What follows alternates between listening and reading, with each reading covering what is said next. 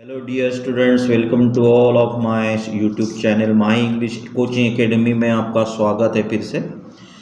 This video is a past continuous tense, past continuous tense.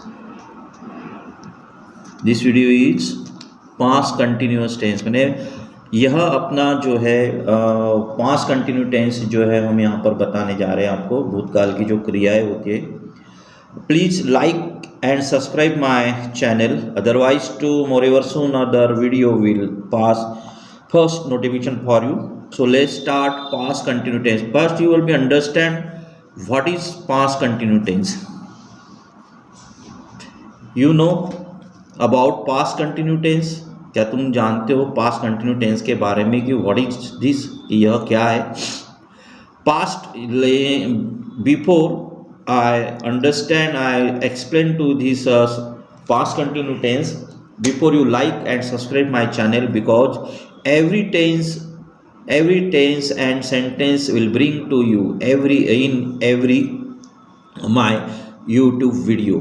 Okay, past continue tense का क्या मतलब होता है। कंटिन्यू टेंस और पास्ट का मतलब बीता हुआ, और कंटिन्यूस का अर्थ तो हमें बताया कि निरंतर। मतलब इसका मतलब ये है कि भूतकाल में जो क्रिया चल रही हो, निरंतर चलते चलते समाप्त हो गई हो, ऐसे समय को पास्ट कंटिन्यू टेंस अपन यहाँ पर बोलते हैं। पास्ट कंटिन्यू टेंस जो है वो कैसे, इस क्रिया में जो है भूतकाल में कोई कार्य होता रहा, जैसे भूतकाल में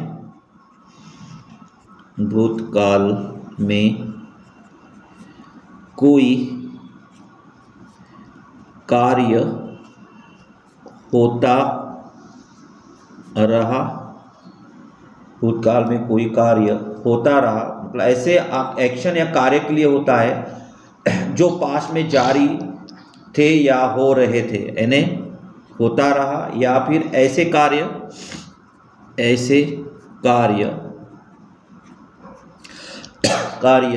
के लिए होता है, के लिए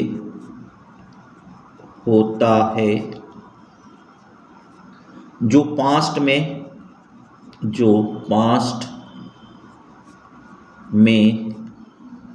जारी थे या हो रहे थे। जैसे अगर उदाहरण में एक आध देखना है, मैं खिड़की बंद कर रहा था, तो यहां पर क्या हो रहा बच्चों, यहां रहा था मतलब आप सोच रहे होंगे कि भाई समझ जाओ कोई चीज़ घटना घटी हुई है और उस समय वो कौन सी वो क्या कार्य, वो अगर एक्सप्लेन कर रहा था, अरे हाँ यार वो गिर गया तब मैं खिड़की बंद कर रहा था, मैं वहाँ जा रहा था, मैं पानी पी रहा था, मैं ये काम कर रहा था, मैं वो काम कर रहा था। दैट इज द बहुत ज़्यादा वाक्य रचना हमारे सामने थे जिसको आप पास्ट कंटिन्यू टेंस बोला जाता है। कंटिन्यूस का अर्थ तो निरंतर ही होता है, कंटिन्यू ने निरंतर होता है। अब इसमें भूतकाल है ना, भूतकाल में जो कार्य होते होते हमारा निरंतर चल रहा हो और वो समाप्त हो रहा होगा, ऐसे वाक्य रचना के लिए हमें पास्ट कंटिन्यू टेंस का प्रयोग यहाँ पर किया जाता है। आई वॉज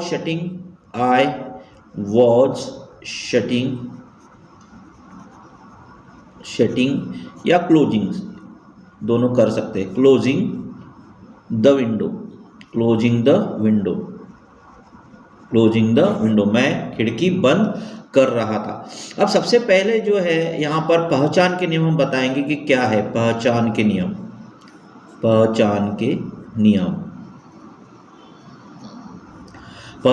इसके हिंदी अनुवाद के अंत में, इसके हिंदी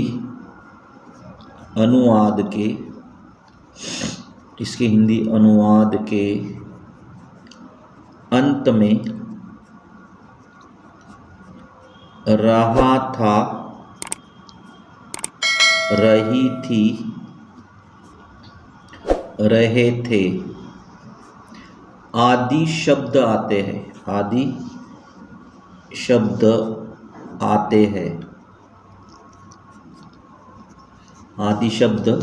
हैं। अब जैसे मान लो इसमें, अब स्ट्रक्चर देखो इसका क्या होगा। स्ट्रक्चर हम देखते हैं यहाँ पर किस प्रकार से होगा आपका स्ट्रक्चर। सब्जेक्ट प्लस वॉज या वेयर प्लस वर्ब का चौथा रूप plus object plus other words.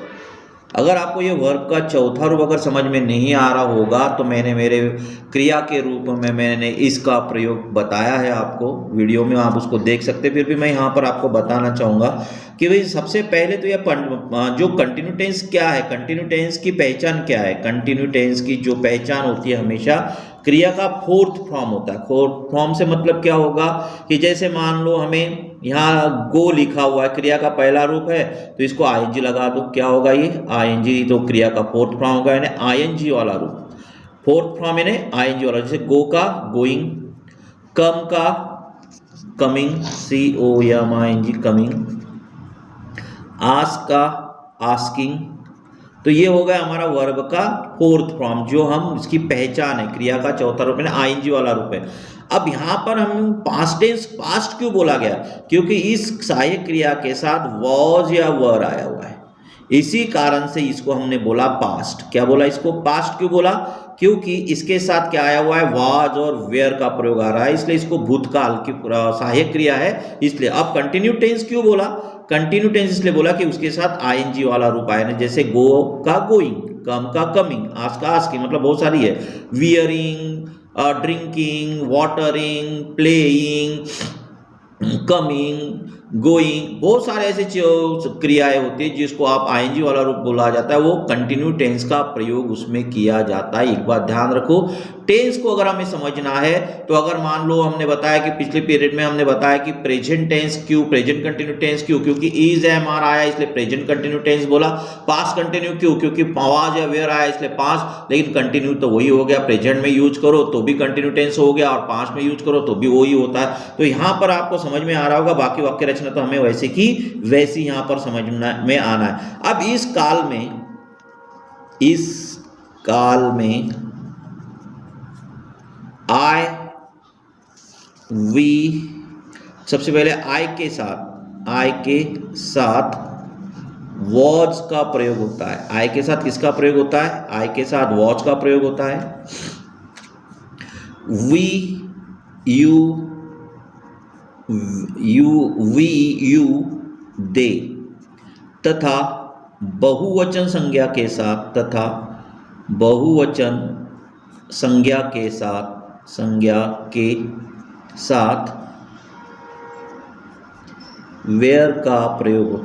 Where का प्रयोग होता है, और ही, शी, इट या तथा एक वचन संज्ञा के साथ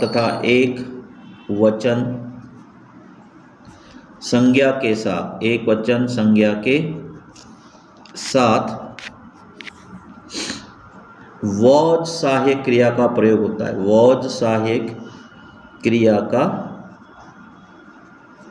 का प्रयोग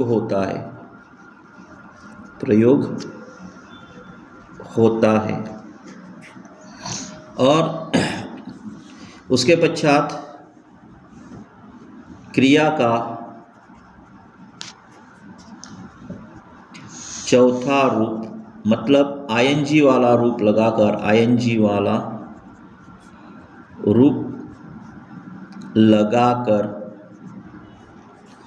अन्य शब्दों को लिखकर इस टेंस को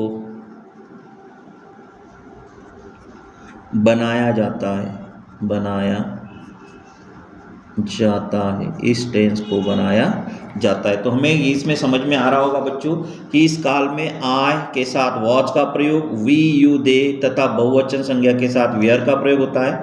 ही, शी, इट तथा एक वचन संज्ञा के साथ वॉज सहायक क्रिया का प्रयोग होता है। क्रिया का चौथा रूप जो है आईएनजी वाला रूप लगाकर अन्य शब्दों को लिखकर इस टेंस को बनाया जाता है। जैसे मान लो एक स्ट्रक्चर अगर हम बताएंगे, यहाँ पे स्ट्रक्चर आप ध्यान में रखोगे, आई प्लस वॉज प्लस वर्ब का चौथा रूप plus object plus other words plus, ये सीधा सीधा ऐसे ही लिखते हैं, ऑब्जेक्ट प्लस अदर वर्ड्स भी होगा यहाँ पे। नंबर 2 वी प्लस वेयर, अलग अलग लिख कर दे रहा हूँ मैं आपको अंडरस्टैंड होने के लिए स्ट्रक्चर, आप इसको लिख सकते हो, याद कर सकते हो, अपने एक टेबल बना सकते हो। नंबर 3 यू के साथ भी वेयर का प्रयोग प्लस वर्ब का fourth form plus object plus other words. They के साथ भी वेयर का प्रयोग प्लस वर्ब का fourth form plus object plus other words. उसके पश्चात ही प्लस वॉज प्लस वर्ब का fourth form plus object plus other words. उसके पश्चात शी के साथ भी वॉच का प्रयोग प्लस वर्ब का fourth form plus object plus other words. उसके पश्चात ईट के साथ भी वॉच का प्रयोग प्लस वर्ब का fourth form plus object plus other words. उसके पश्चात जो किसी एक सिंगुलर नाम है, जैसे राम आया हुआ है, उसके साथ वॉच का प्रयोग, अन्य जितने भी नाम आएंगे तृतीय पुरुष एक उसके साथ वॉच का प्रयोग होगा plus object plus other words. बहुवचन में अगर आता है, जैसे मान लो स्टूडेंट्स, जहाँ पे बहुवचन है वहाँ उसके साथ वेयर का प्रयोग प्लस वर्ब का चौथा रूप plus object plus other words. चलो हम उदाहरण से समझते पास्ट कंटिन्यू टेंस का प्रयोग। जैसे रूल्स, अगर अपन रूल नंबर वन अगर अपन देखेंगे तो पास्ट कंटिन्यू टेंस का क्या होता है, इसका प्रयोग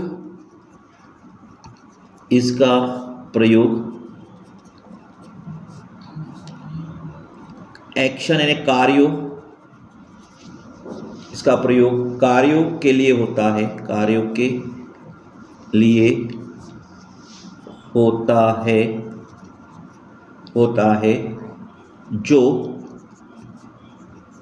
भूतकाल में हो रही हो, जो भूतकाल में हो रही हो।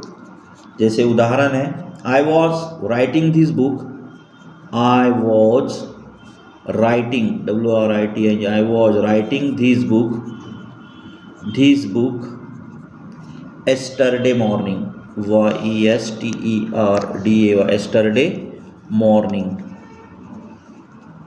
yesterday morning। I was writing this book, मैं यह किताब कल सुबह लिख रहा था, मतलब कल सुबह की बात कर रहा है, वहाँ पर जो लिख रहा था वो बता रहा था कि मैं क्या कर रहा था।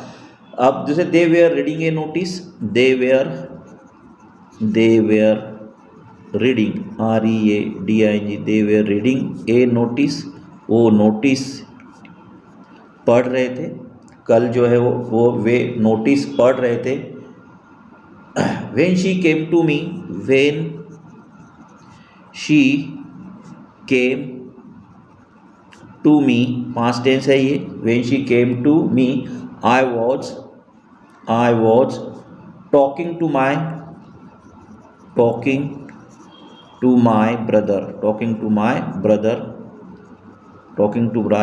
when हमने यहाँ पर लगाया है क्यों, क्योंकि जब समय की बात कर रहे हैं। when she came to me, जब वह मेरे तरफ आई थी। I was talking to my brother, जब मैं उस समय क्या कर रहा था, मैं मेरे भाई के साथ बात कर रहा था। मतलब इस प्रकार से जो वाक्य रचना है। अब जब रूल नंबर 2 हम यहाँ पे बता रहे कि क्या है रूल नंबर 2, आपको बताना चाहूँगा कि जब दो कार्य पास्ट टेंस में होते हैं, जब दो कार्य भूतकाल में होते हैं,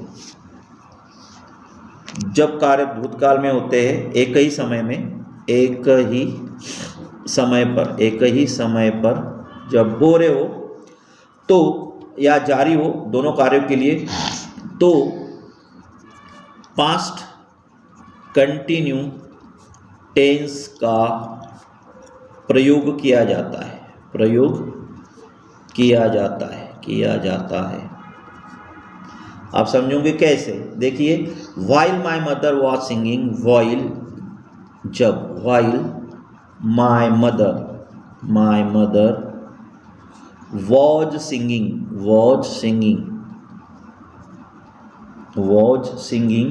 I was sleeping,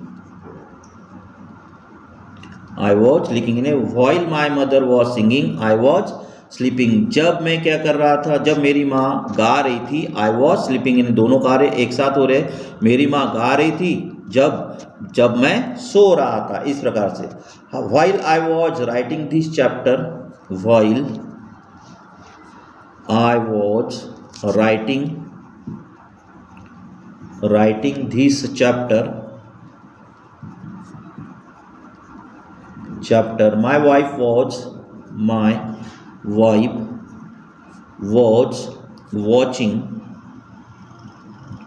watching television। यानी इस प्रकार से जो है एक ही कार्य, जब अगर मान लो एक ही कार्य जब एक ही समय में हो रहे हो, तो इस प्रकार के वाक्य रचना में इसका प्रयोग किया जाता है। जैसे मान लो जब कोई वाक्य रचनाएं हम बता रहे हैं और वाक्य रचनाएं हम करते हैं, जब जैसे मान लो मुझे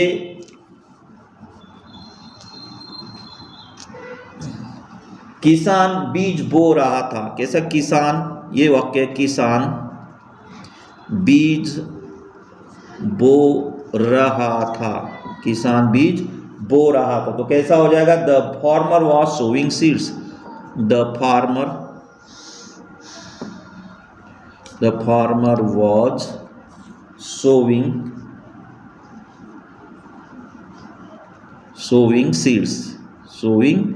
सीड्स, इस प्रकार से हम कर सकते हैं। हम पहली बार मिल रहे थे, हम पहली बार मिल रहे थे, तो क्या होगा, वी वेयर मीटिंग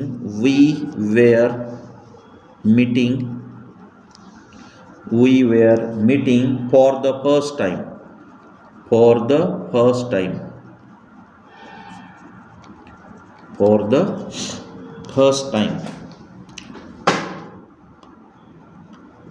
अब इसके पश्चात नकारात्मक वाक्य कैसे बनाया जाता है, नेगेटिव सेंटेंस, उसका भी हम देखते हैं।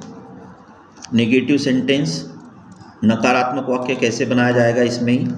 नेगेटिव सेंटेंस बनाते समय सबसे पहले एक स्ट्रक्चर हम बनाएंगे यहाँ पे। तो स्ट्रक्चर है हमारा यहाँ पर सब्जेक्ट प्लस वॉज या were plus verb plus not plus verb का fourth form plus object plus other words, ये हो गया।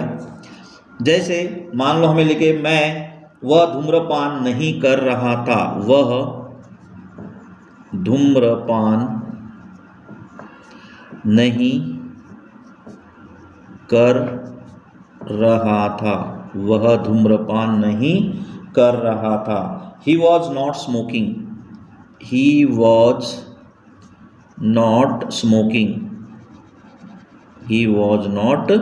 smoking, वे गेंद नहीं फेंक रहे थे, वे गेंद नहीं फेंक रहे थे। They were not throwing ball। वह पानी नहीं पी रहा था। He was not drinking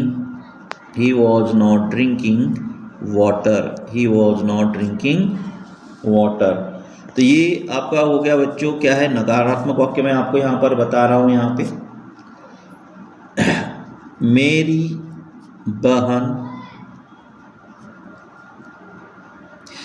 बहन परीक्षा नहीं दे रही थी। My sister was not taking exam exam के समय टेकिंग का प्रयोग ज़्यादा होता है। My sister was not taking exam. Interrogative जो है वो प्रश्नार्थक वाक्य। प्रश्नार्थक वाक्य बनाते समय सभी को पता है सहायक क्रिया को सभी सामने आएगा वॉज या were plus subject plus verb का चौथा रूप plus object plus other words plus question mark. जैसे पहले तो वॉज या वेयर से वाक्य की शुरुआत होगी, उसके बाद सब्जेक्ट आएगा, सब्जेक्ट के बाद वर्ब का चौथा रूप आएगा प्लस ऑब्जेक्ट आएगा plus other words plus question mark. इसका स्ट्रक्चर हो गया।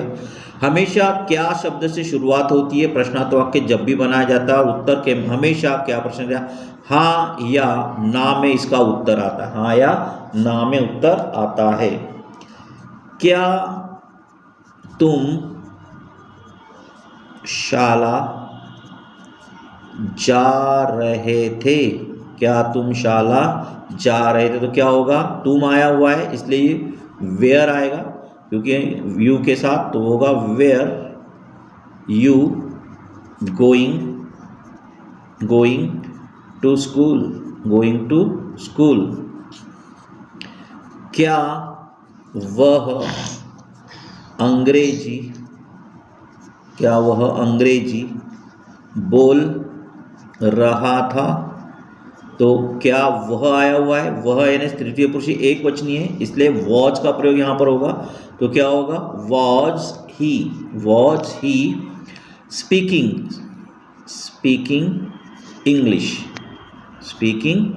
इंग्लिश।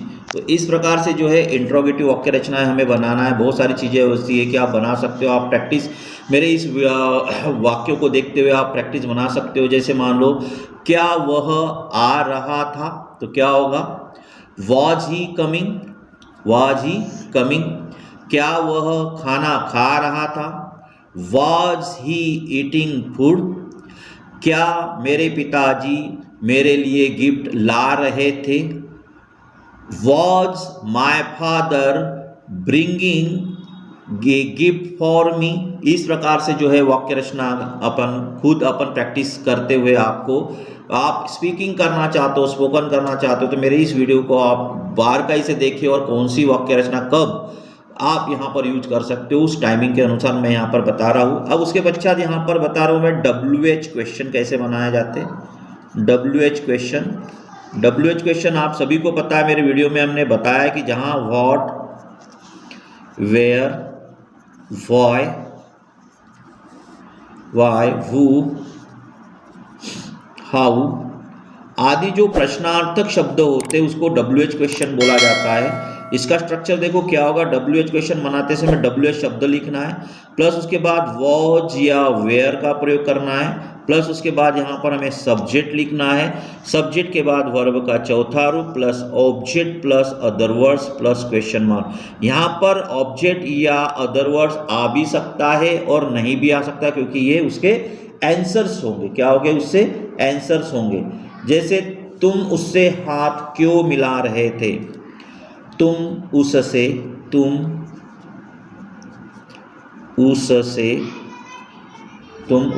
हाथ क्यों मिला रहे थे? तो क्या हो जाएगा, वाई वेयर, क्योंकि तुम आए इसलिए वेयर का प्रयोग किया, तुम आए इसलिए, यू आए इसलिए वेयर का। Why were you shaking, SHAKING, shaking hands with him प्रश्नार्थक चिन्ह। वह रेलगाड़ी कहाँ से आ रही थी? वह रेलगाड़ी कहाँ से आ रही थी? वह रेलगाड़ी कहाँ से आ रही थी? तो क्या होगा, वेयर कहाँ है, वेयर रेलगाड़ी को क्या बोलेंगे अपन, दैट ट्रेन, वह है ना, वह रेलगाड़ी, दैट ट्रेन, तो यहाँ लिखोगे where was that train, where was that train, where was that train coming from, कहाँ से आ रही थी, उसकी मदद कौन कर रहा था, उसकी मदद कौन कर रहा था, हु, क्योंकि यहाँ पे सब्जेक्ट नहीं है इसलिए हु वॉज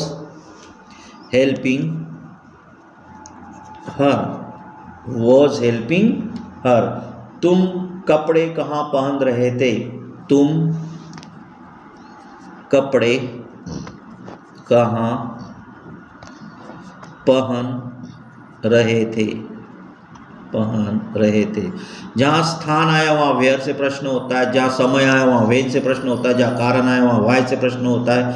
ये तो हमें समझना पड़ेगा इस चीज़ को।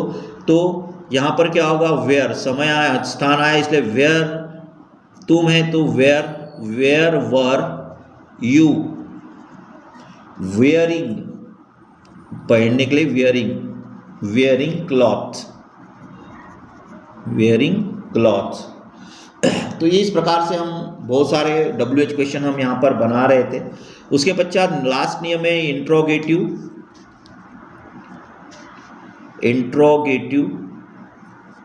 प्लस नेगेटिव, दोनों को मिला के हम बनाएंगे इंट्रोगेटिव प्लस नेगेटिव। किस प्रकार से बनाया जाता है, इसका स्ट्रक्चर होगा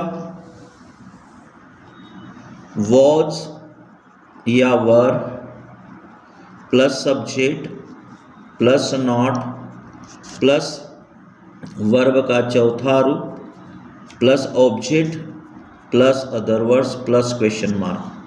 तो यहाँ पर प्रश्न है क्या वह खूब हंस नहीं रही थी, क्या वह खूब हंस नहीं रही थी, क्या वह खूब हंस नहीं रही थी, क्या होगा was she not laughing heartily, heartily, क्या वह शाला नहीं जा रहा था, तो क्या होगा, वह नहीं was he not going to school, तो ये हो गए बच्चों कौन से, इंट्रोगेटिव नेगेटिव। अब मैंने आपको पास्ट कंटिन्यू टेंस में पूरा का पूरा पैकेज बताया है, सिंपल से लेकर इंट्रोगेटिव नेगेटिव तक। तो शायद आपको ये वीडियो पसंद आया होगा, पास्ट कंटिन्यू टेंस आपको ध्यान में आया होगा। ऐसी ही वीडियो देखने के लिए लाइक्स करें, सब्सक्राइब करें, ताकि आपको नोटिफिकेशन मेरा जल्द से जल्द आपको प्राप्त हो और आपकी तैयारी पूरी रूप से हो, और आपको स्पोकन और आपके कॉम्पिटिशन एग्जाम के लिए पास्ट कंटिन्यू टेंस क्या है वो आपको समझ में आए। सबसे पहले तो ये एक बात ध्यान रखिए, यहाँ पर वॉज या वेयर का प्रयोग कहाँ किया जाता है वो महत्वपूर्ण है। अगर मान लो आय है तो वॉज का प्रयोग करें, अगर मान लो यू वी दे है वेयर का प्रयोग करें, ही शी इट के साथ वॉज का प्रयोग करें, और तृतीय पुरुषी एक वचनी दुनिया में जितने भी नाम होंगे उसके साथ वॉज का प्रयोग होता है, और जितने भी बहुवचन होंगे उसके साथ वेयर का प्रयोग होता है। और उसके साथ आप क्रिया का चौथा रूप लिख लीजिए, जिस क्रिया को आईएनजी लगा होगा उसको क्रिया का चौथा रूप बोला जाता है मेरी भाषा में। और जब आप इसका प्रयोग कर लोगे तो आपका पास्ट कंटिन्यू टेंस आपको आसानी से आ जाएगा, और आप इसको बहुत बिना पढ़े बिना अंडरस्टैंडिंग करे, या फिर मेरा वीडियो देखने के बाद आपको अंडरस्टैंड हो जाएगा कि पास्ट कंटिन्यू टेंस आप कभी भूलोगे नहीं। धन्यवाद।